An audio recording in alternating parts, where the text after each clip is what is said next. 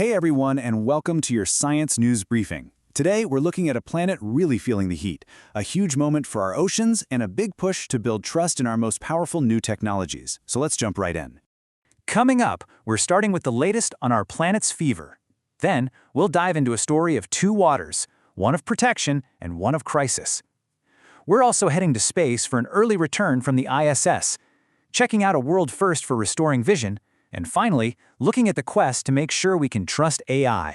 All right, first up, the numbers are in for 2025, and, well, they're pretty sobering. They confirm a trend that we've all been watching very, very closely. Let's unpack the official climate report card.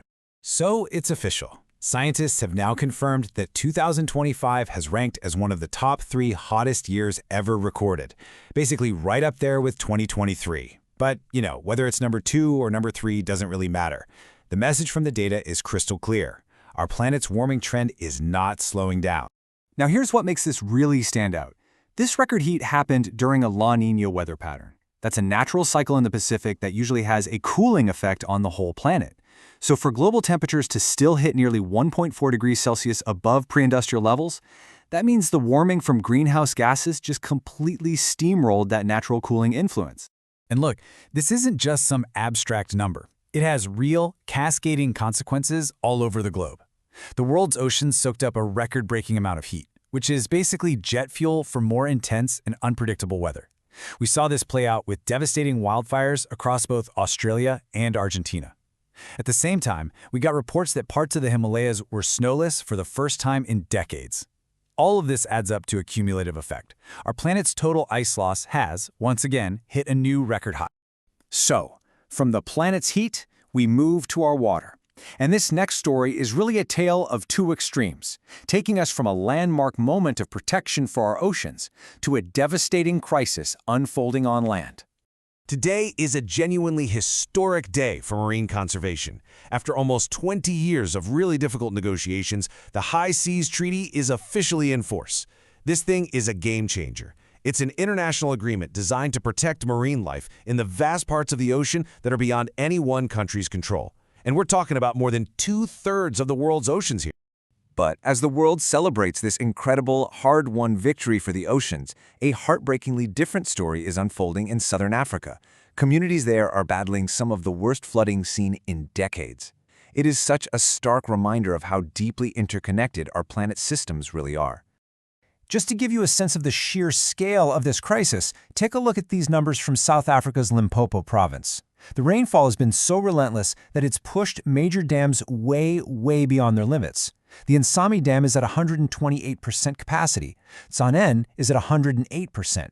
This isn't just high water, this is a full-blown catastrophe, forcing huge evacuations and shutting down huge areas, including parts of the world-famous Kruger National Park.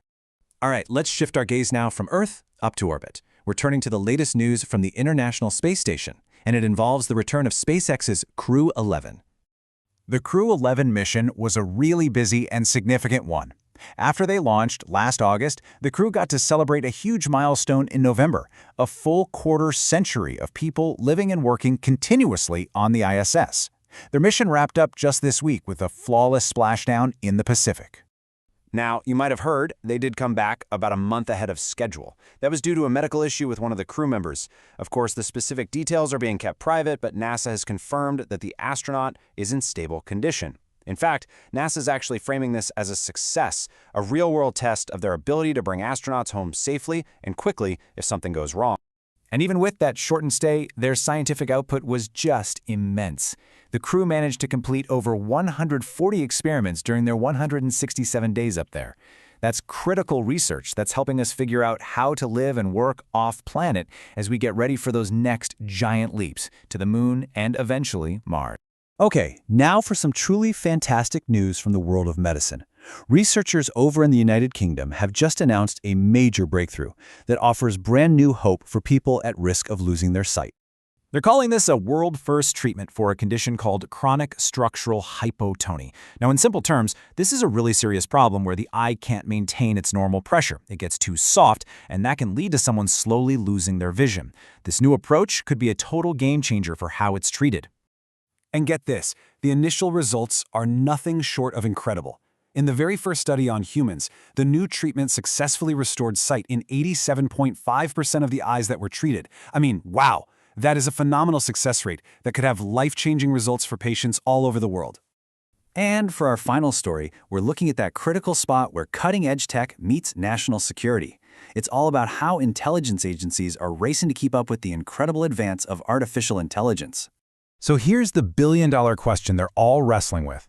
As AI gets woven into more and more critical operations, everything from analyzing intelligence to defense systems, how can you guarantee with absolute certainty that it's reliable, that it's safe, and that you can actually trust it? Because at the end of the day, trust is everything. The U.S. Defense Intelligence Agency put it perfectly in a recent public request they sent out to the tech industry, saying that establishing trust is paramount. They are now actively looking for new ways to rigorously test and validate these AI systems before they get used in high-stakes situations. It's a really clear sign that the government is taking the potential risks of this powerful tech very seriously. And that's a wrap on our Science News Briefing for today. From the health of our planet to the frontiers of space and the challenges of our own creations, these are the stories shaping our world. We will have another update for you in 24 hours. If you found this useful, please do like and subscribe for more. Thanks for tuning in.